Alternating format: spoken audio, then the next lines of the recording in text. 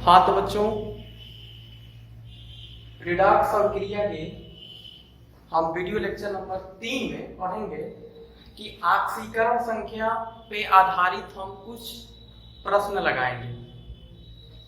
आक्सीकरण संख्या क्या होता है आपको पीछे वीडियो में बताया गया था, उस पे आधारित कुछ नियम बताए गए थे।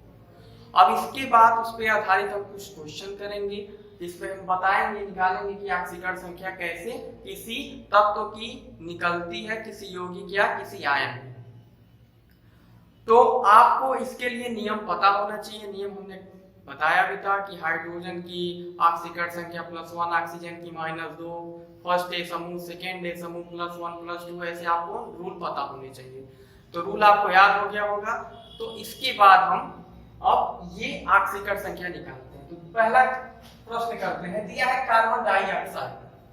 कार्बन डाइऑक्साइड में हमको कार्बन की ऑक्सीकरण संख्या निकालनी है, क्योंकि यहाँ पे कार्बन पे क्या है, रेखांकित किया हुआ है।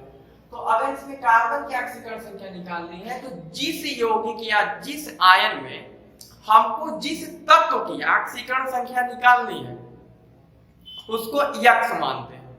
ठीक है, कोई भी चीज अगर आप मैथ में लगाते हैं तो कोई क्वेश्चन लगाना है तो आप कहते हैं माना, उसको एक्स मानते हैं। तो हमको इसमें जिस भी तत्व की ऑक्सीकरण संख्या निकालनी रहेगी उसको हम एक्स मानेंगे। तो ठीक है, हमको कार्बन की ऑक्सीकरण संख्या निकालनी है, हमने एक्स मान लिया। ठीक है, एक्स। अब देखिए ऑक्सीजन यहाँ कितने हैं, CO2, तो 2 ऑक्सीजन है तो हमने 2 लिख दिया।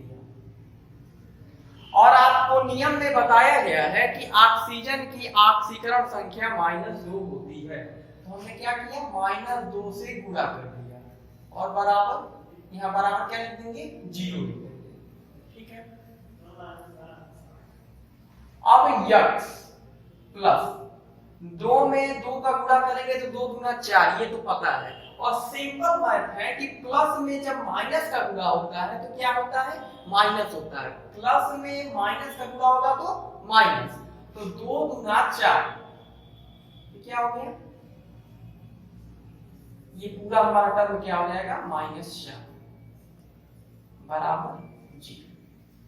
तो x की ऑक्सीकरण संख्या यानी कार्बन की ऑक्सीकरण संख्या कितनी आ गई, जब यह -4 है इस पक्ष से दूसरे पक्ष में जाएगा तो माइनस क्या हो जाएगा, प्लस हो जाएगा। यानी x की वैल्यू कितनी आ गई, +4। ये हमारा आ गया।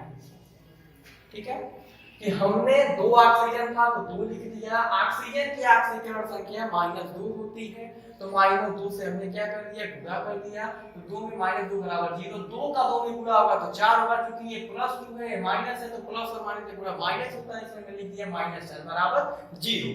अब ये x -4 बराबर 0 है तो इस 4 को जब हम इधर ले जाएंगे, क्यों इधर ले जा रहे हैं, हमको x का मान चाहिए ना, ये तो एक समीकरण बन गया है। तो x का वैल्यू क्या होगा, तो जब ये 4 इधर जाएगा तो माइनस क्या हो जाएगा, प्लस हो जाएगा। तो x बराबर +4। अब ऐसे ही हमको निकालना है H2SO4, क्या है, इसको बोलते हैं सल्फ्यूरिक अम्ल। कैसा अम्ल है, प्रबल अम्ल है। इसका हमको ऑक्सीकरण संख्या निकालना है। तो यहाँ पे देखिए कितने हाइड्रोजन है, 2 है, तो 2 लिख दिए। हाइड्रोजन की ऑक्सीकरण संख्या कितनी होती है, नियम में लिखवाया गया +1।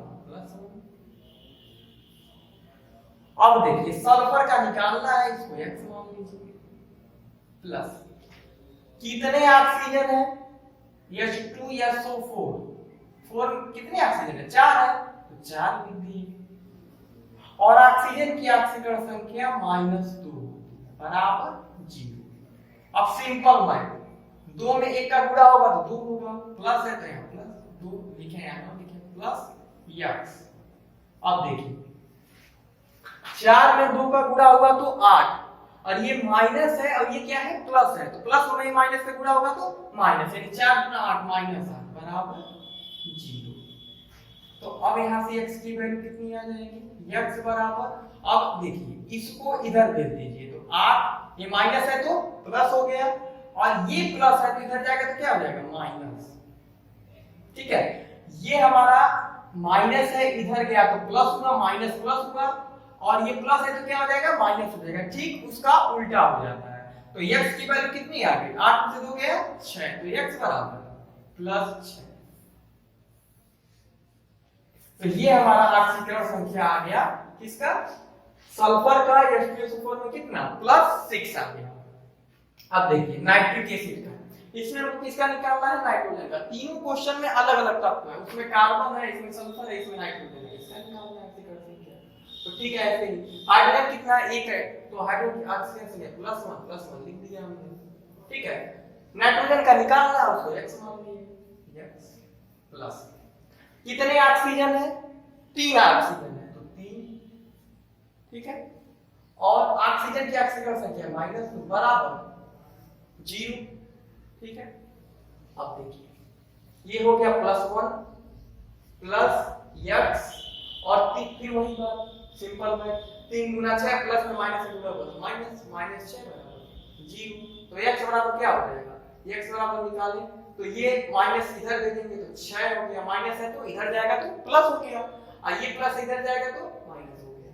तो यानी x बराबर कितना आ गया, x बराबर हमारा वैल्यू आ गया 6 में से 1 गया 5 यानी +5। अब देखिए 5 भी लिख सकते हैं तो गलत है नहीं है, लेकिन चूंकि ऑक्सीकरण संख्या हम कभी भी किसी तत्व का निकालते हैं तो उसमें प्लस और माइनस इंडिकेट करना जरूरी होता है, प्रदर्शित करना जरूरी होता है। इसलिए हम जहां भी लिख रहे हैं तो ये 6 नहीं +6 लिख रहे हैं, +5 लिख रहे हैं, +4 लिख रहे हैं, इसलिए प्लस हमको लिखना जरूरी रहता है, ठीक है। अब देखिए सल्फर डाइऑक्साइड का हमको निकालना है, इसमें किसका निकालना है, सल्फर का निकालना है। फिर वही बात सल्फर का निकालना है तो x मान लिया, ठीक है, प्लस कितने ऑक्सीजन, 2 ऑक्सीजन, तो 2 ऑक्सीजन की ऑक्सीकरण संख्या -2 बराबर 0। तो क्या हो जाएगा x फिर प्लस 2 गुना 4 प्लस में माइनस का गुणा होगा तो क्या हो जाएगा माइनस, तो x -4 बराबर 0। अब ये इधर दे दीजिए तो x बराबर +4, ये हो गया। सल्फर की ऑक्सीकरण संख्या सल्फर डाइऑक्साइड में कितना है, +4। अब यहाँ एक क्वेश्चन था 5वां KMnO4 था, ठीक है। इसमें यमन की यमन मतलब मैग्नीज की ऑक्सीकरण संख्या निकालनी, ठीक है। ऐसे ही करिए। पोटेशियम की ऑक्सीकरण संख्या कितनी होती है, +1 होती है, ठीक है। पोटेशियम की +1, अगर नहीं नियम में लिखवाएंगे तो इसको ऐड कर लीजिएगा, पोटेशियम की ऑक्सीकरण संख्या +1। मैग्नीज का निकालना है तो x मान लीजिए, इसको ब्रैकेट में इसलिए लिख रहा है +1 मान लीजिए +1 है, तो अगर ऐसे लिखते +1 प्लस तो ये थोड़ा अच्छा नहीं लगता, इसे थोड़ा अच्छा लिखने के लिए ब्रैकेट लगाना है। फिर x कितने ऑक्सीजन, 4 ऑक्सीजन की ऑक्सीकरण संख्या -2 बराबर 0। अब देख लीजिए +1 x और फिर वही 4 गुना 8 और -2 में प्लस का गुणा हुआ तो minus plus into minus minus, तो 4 गुना 8 -8 बराबर 0। अब क्या हो जाएगा x बराबर ये इधर गया तो +8 और ये प्लस वाला इधर जाएगा तो माइनस, यानी x बराबर कितना आ गया, 8 में से 1 गया 7 यानी +7।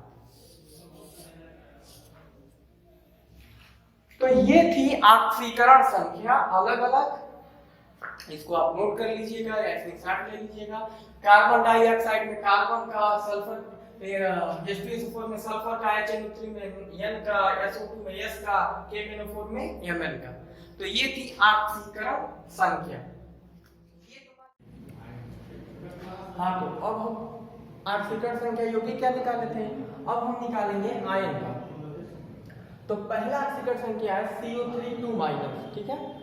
तो कार्बोनेट आयन कहते हैं इसको, इसमें कार्बन की ऑक्सीकरण संख्या निकालनी है, तो जिसका ऑक्सीकरण संख्या निकालना रहता है उसको x मानते हैं, हमने x मान लिया, ठीक है। 3 ऑक्सीजन है तो 3 ऑक्सीजन की ऑक्सीकरण संख्या कितनी होती है, -2 होती है, तो -2 बराबर। इसमें एक चीज बहुत ध्यान देने वाली बात है कि यौगिक में यहाँ पे कुछ था नहीं, इसलिए यहाँ पे 0 लिख रहे थे, लेकिन यहाँ पे जो आयन यानी कि चार्ज रहेगा, संयोजकता रहेगा, वही इक्वल टू करके यहाँ लिख देंगे। क्या कितनी संयोजकता है, 2 है, -2 है, तो बराबर क्या हो जाएगा -2। तब हो जाएगा x 3 गुना, अब देखिए 3 में 2 का गुणा करेंगे तो 6 ही होगा, अब प्लस में माइनस तो माइनस, यानी x -6 बराबर -2। यहाँ -2 है तो इसलिए -2 लिख दिए, यहाँ 0 नहीं लिख रहे हैं। अब सॉल्व कर देंगे तो x बराबर, अब ये 6 इधर चला जाएगा तो प्लस है, माइनस है तो क्या हो जाएगा, प्लस हो जाएगा, यानी +6 -2, तो 6 में से 2 चला जाएगा, कितना आएगा x बराबर 4 + 4, ये प्लस लिखिए चाहे मत लिखिए, तो 6 में से 2 चला गया, क्या हो गया x बराबर +4 आ गया। यानी CO3 में कार्बन की ऑक्सीकरण संख्या कितनी आ गई, +4 आ गई। ऐसे एक और देखते हैं, SO3 में देखिए 2 माइनस है, इसमें सल्फर की ऑक्सीकरण संख्या निकालनी है, देख लीजिए x +3 -2 बराबर 0। ठीक है, 3 ऑक्सीजन है तो 3 ऑक्सीजन की ऑक्सीकरण संख्या -2, तो 3 में -2 बराबर 0 नहीं होगा। यहाँ पे क्या है, -2 है, तो क्या हो जाएगा -2, तो क्या हो जाएगा x, और फिर वही 3 गुना 6 -6 बराबर -2।